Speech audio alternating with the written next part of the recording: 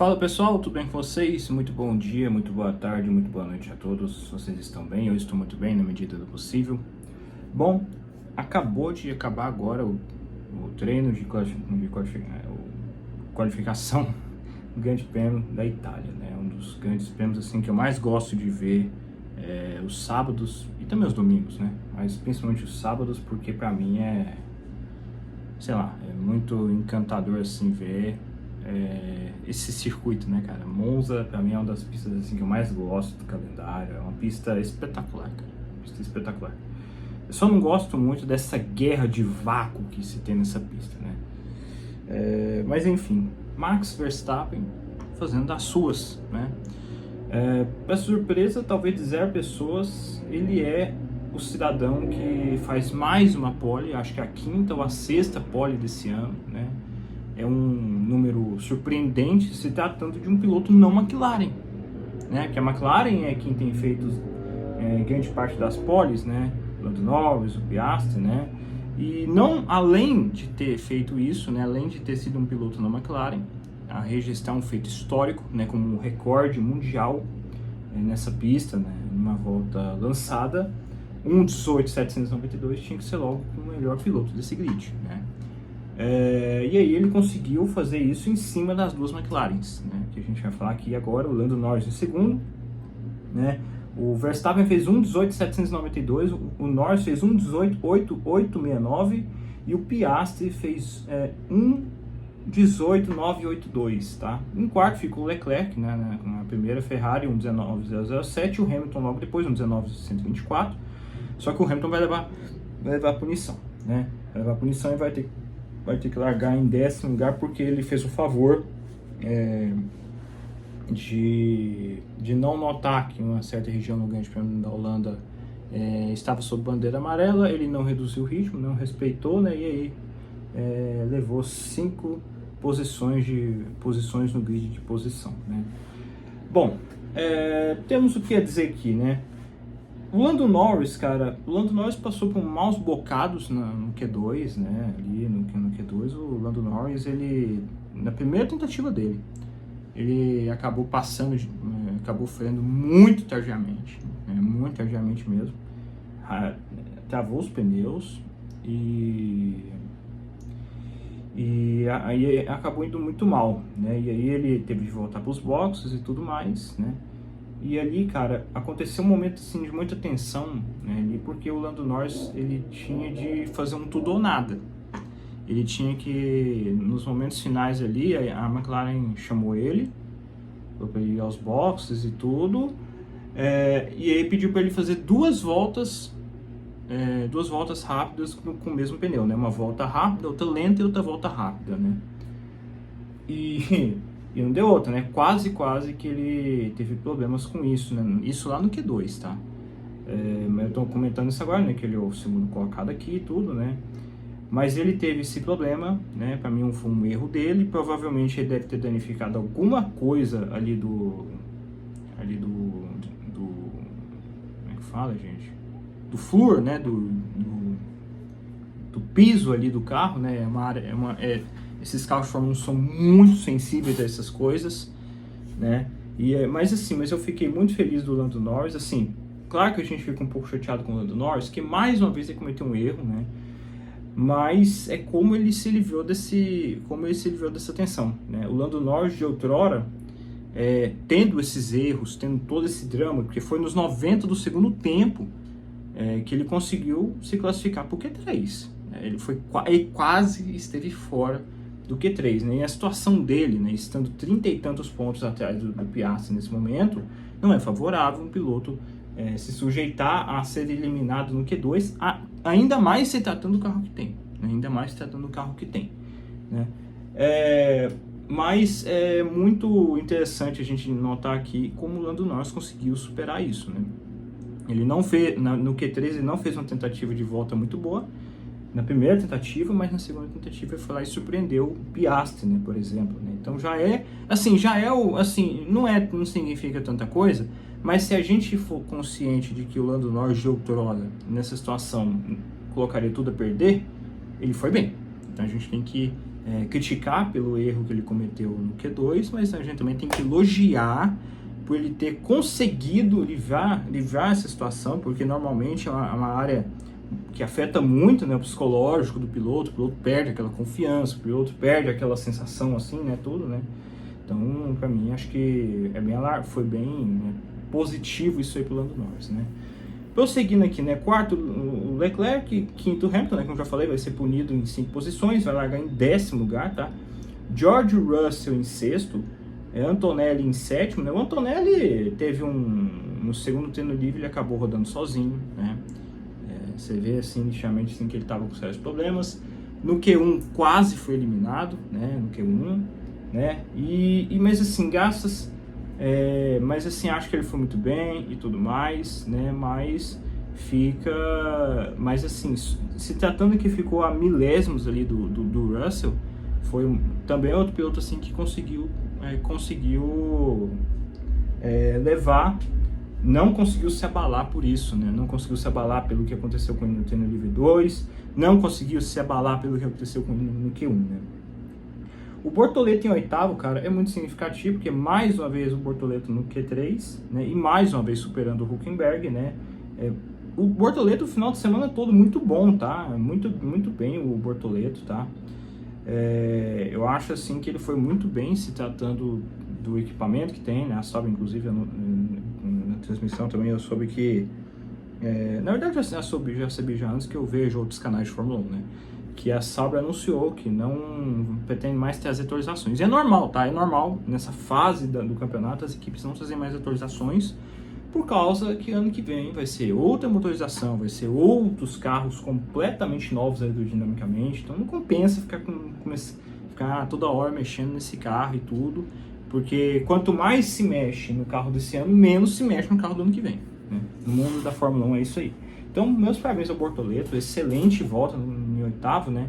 Apesar que nas outras ocasiões no Q1 e no Q2 ele ficou posições acima, mas assim, é o que há, né? Nono, Alonso, e o 10º, Tsunoda. O Tsunoda faz um excelente final de semana, tá?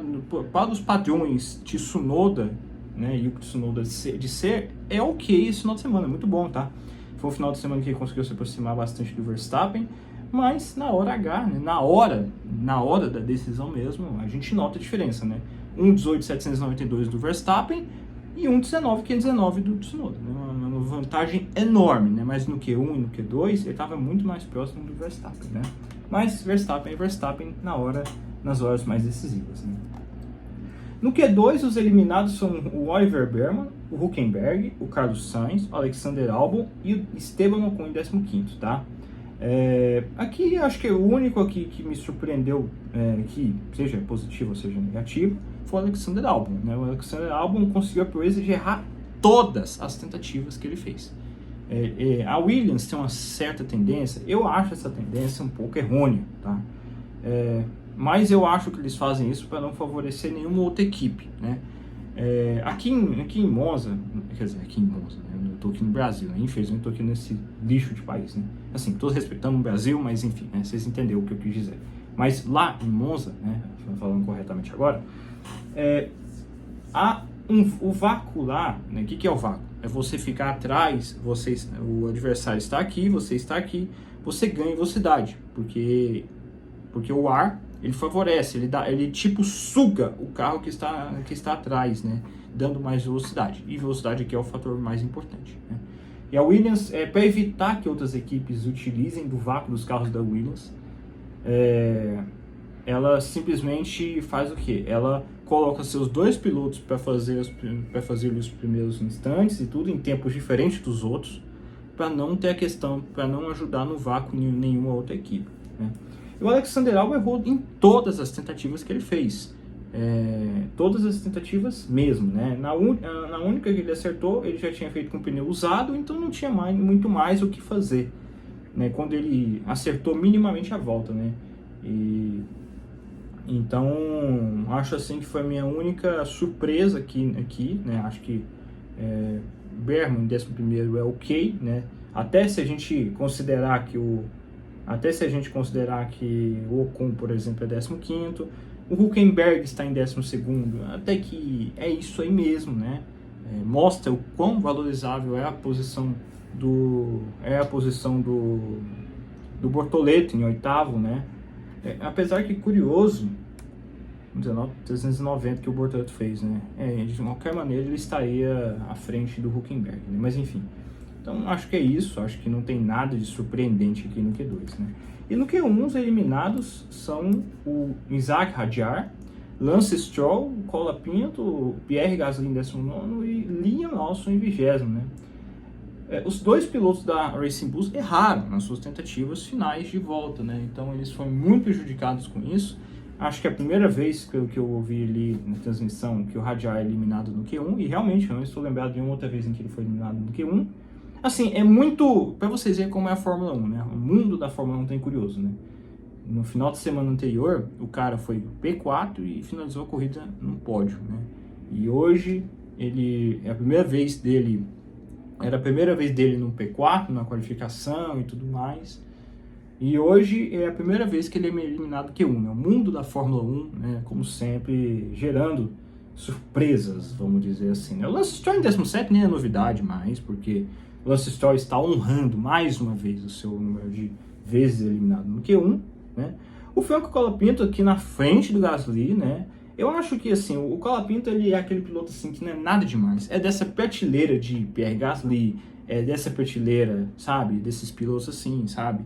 Mas é um piloto assim que acho que está mostrando aos pouquinhos, principalmente nessas duas últimas etapas, no retorno das férias, que ele é um piloto assim que tem a velocidade tá ali e tudo, só que ele está conseguindo transformar essa velocidade em uma certa regularidade. Eu acho assim que o Colapinto chegou à conclusão assim que se ele quiser permanecer na Fórmula 1, ele não vai poder soltar todo aquele potencial que ele tem de verdade, né? Mas enfim, né?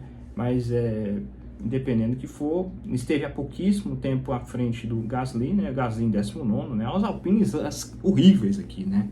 Esse motor Renault não tem condições mesmo, ele tem menos potência e tudo, né?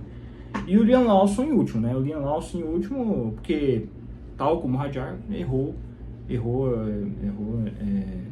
na sua última tentativa e foi muito prejudicado com isso, né? Então, para vocês verem como é Monza, né? Monza é uma pista que pune o erro, assim, toda pista pune, né?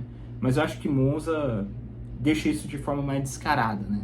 Quando acontece um erro e tudo mais, né?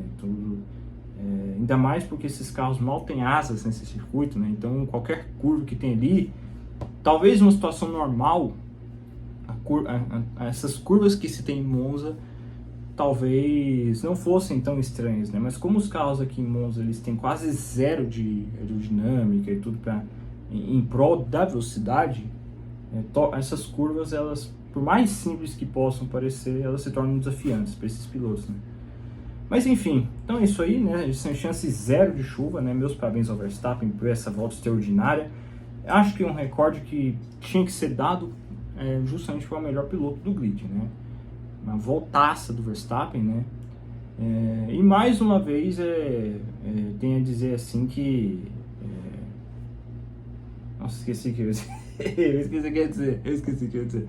Mas assim, mas mais uma vez o Verstappen mostrando quão extraordinário ele é, né?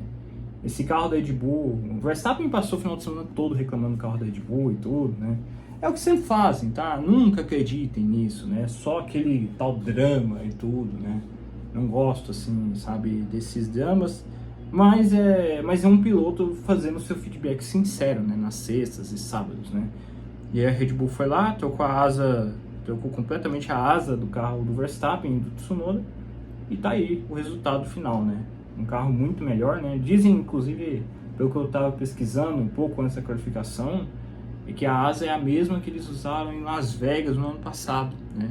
Não deu certo em Las Vegas, mas em Monza serviu certinho, né? Mas é isso aí, senhores. E ontem eles estavam com outra asa, né? Mas enfim. Então é isso aí, senhores. Que tenho a dizer sobre essa qualificação.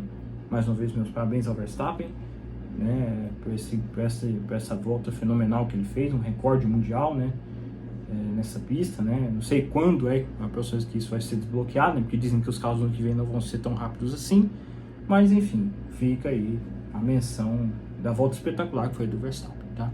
Então é isso aí, senhores. Acho que é isso que eu tenho mais a dizer a vocês. E amanhã vamos ver Lando Norris e Max Verstappen na primeira fila, tá? Quero muito ver essa batalha novamente, né? Vai virar assim, né? Mas é isso aí. Então, é isso aí. Um fortíssimo abraço a todos e falou, pessoal. É nóis.